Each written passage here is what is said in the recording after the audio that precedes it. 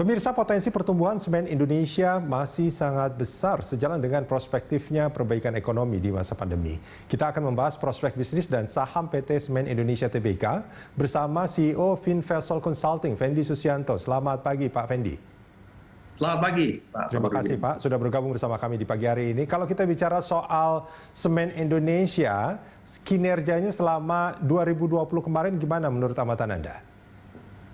Kinerja 2020 cukup bagus ya. Ada faktor disadvantage, juga ada faktor advantage karena faktor pandemi dan karena turunnya harga komoditi. Yang pertama adalah dari sisi permintaan. Kita bahas disadvantage dulu ya. Dari sisi permintaan semen sebenarnya mengalami penurunan karena belum saja ada pandemi ya. Oke, oleh karena itu pendapatannya mengalami penurunan signifikan juga dari 40 triliunan ke 35 triliun. Namun ada yang diuntungkan atau advantage, yaitu menurunnya beban pokok penjualan. Karena apa? Sebagian besar proses energi ataupun bahan baku untuk energi produksi semen itu mengalami penurunan, terutama harga batu bara. Harga batu bara mengalami penurunan kurang lebih kisaran rata-rata 59 sampai dengan 60 dolar pada tahun kemarin, terutama di kuartal kedua dan kuartal ketiga ya, dan juga kuartal keempat. Nah, ini juga membuat beban pokok penjualan mengalami penurunan signifikan, kurang lebih sekitar 4 triliunan dibandingkan dari tahun 2019 ke 2020. Nah, yang lebih menarik lagi adalah diuntungkan karena faktor suku bunga acuan turun, karena memang beban bunga juga cukup besar ya, karena pada saat itu melakukan akuisiasi Solusi Bangun Indonesia, sebelumnya Semen Cibinong ya. Nah, ini juga membuat penurunan beban bunga yang harus dibayarkan. Sehingga dari hasil semua itu membuat net income ataupun net profit margin berhasil cukup tinggi. Ya. Dibandingkan dengan tahun kemarin justru malah mengalami peningkatan sekitar 2,7 triliun dibanding sebelumnya 2,3 triliun. Jadi relatively ini cukup diuntungkan justru ya, dari mix antara faktor tersebut membuat kinerjanya net profit margin tetap bagus ya, antara 7%-an dari total revenue, dan ini membuat kinerjanya cukup atraktif. Nah, kalau dari sisi permintaan tentu saja masih relatif terpengaruh oleh pandemi. Kita bisa berekspektasi ada outlook yang cukup bagus nih di tahun 2021 maupun 2022. Ada outlook mengalami peningkatan dari sisi demand, karena kan sudah mulai terlihat ya, ada utilisasi sudah mulai meningkat, kemudian juga Tiongkok dan beberapa negara tadi disebutkan seperti misalnya Amerika Utara nanti akan ada potensi untuk ekspor ke sana melalui joint venture ataupun aliansi dengan TCC. Ini juga cukup bagus di tengah kelesuan dari pasar domestik, dan kita melihat nampaknya pasar akan recovery ataupun segmen ini akan recovery di tahun 2022. Oke, ini menarik memang kalau kita bicara soal Semen Indonesia ya. Boleh saya sebut ini semacam blessing in disguise di masa pandemi ya.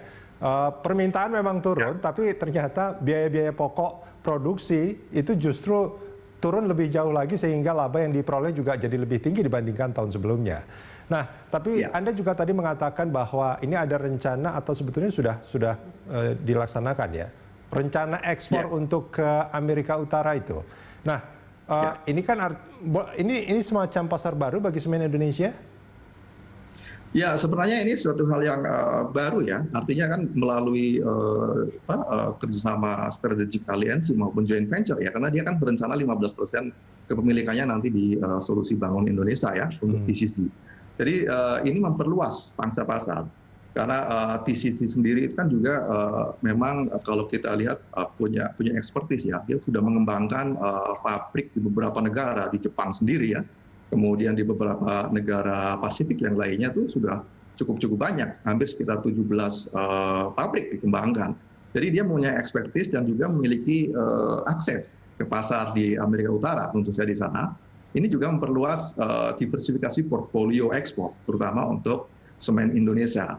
Dan kalau kita lihat kontribusinya ya lumayan signifikan, kurang lebih sekitar 8-9% dari volume yang diproduksi oleh Solusi Bangun Indonesia, atau merefleksikan kurang lebih sekitar 2,5% dari total produksi dari semen Indonesia. Jadi cukup worth it lah.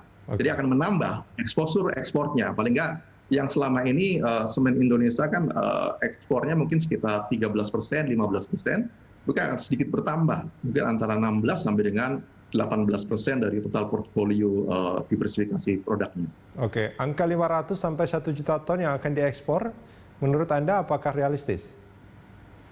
Nah, dengan posisi kondisi saat ini, mungkin kita akan bicara bahwa di tahun 2021 ataupun pasca pandemi ini, beberapa negara, terutama di Amerika Utara, memang sudah mulai bangkit kembali ya dari pandemi, bagaimana menghadapi situasi seperti sekarang ini dan mulai bertumbuh kembali. Sehingga 500 sampai dengan 1 juta ton itu menurut saya ya cukup make sense ya untuk dilakukan ataupun terjadi untuk ekspor tambahan bagi semen Indonesia. Oke, pada saat permintaan semen di berbagai belahan bumi ini juga sebetulnya menurun karena pandemi, artinya kompetisi di sektor ini juga akan semakin ketat pada saat misalkan seperti semen Indonesia sekarang mulai masuk ke Amerika Utara, produsen-produsen lain juga akan memperkuat posisi mereka di sana kan? Ini akan menjadi tantangan tersendiri, bukan? Ya, itu akan menjadi tantangan sendiri. Memang kalau kita lihat dari ekspektasi pertumbuhan ya, pertumbuhan dari sektornya sendiri semen, itu memang tidak terlalu besar. Di domestik sendiri mungkin antara 5 sampai dengan 6%, ya, 5,5 sampai 6%.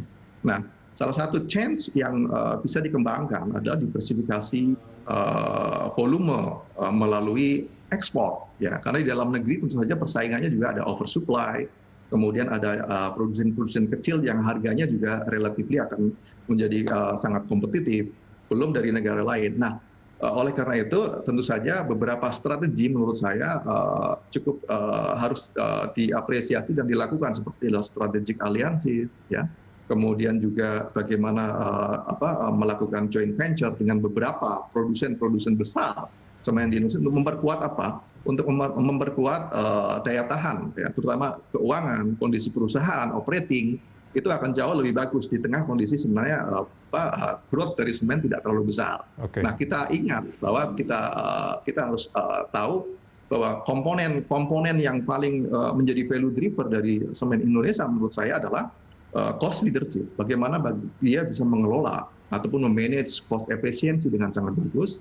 Di samping juga debt management. Baik. Ya, artinya bagaimana mengelola keuangan itu akan membuat paling tidak marginnya itu setara dengan produsen-produsen yang di global sehingga bisa bersaing dari sisi operasional maupun dari kekuatan perusahaan. Baik. Kita ingat TCC juga sebenarnya memiliki EBITDA margin yang relatively lebih rendah ketimbang semen Indonesia ya. Mungkin kalau kita lihat EBITDA margin di semen Indonesia sekitar 25-26%, TCC mungkin antara sekitar 11 sampai dengan 12%. Jadi bagi TCC sendiri dia lakukan strategi seperti itu.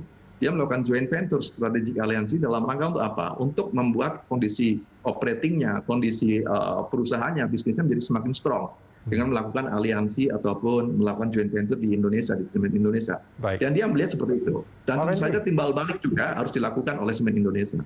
Baik, Pak Fendi, kita jeda sebentar. Kita akan lanjutkan ini di segmen berikut. Pemirsa jangan kemana-mana, Corporate Action masih akan kembali usai jeda.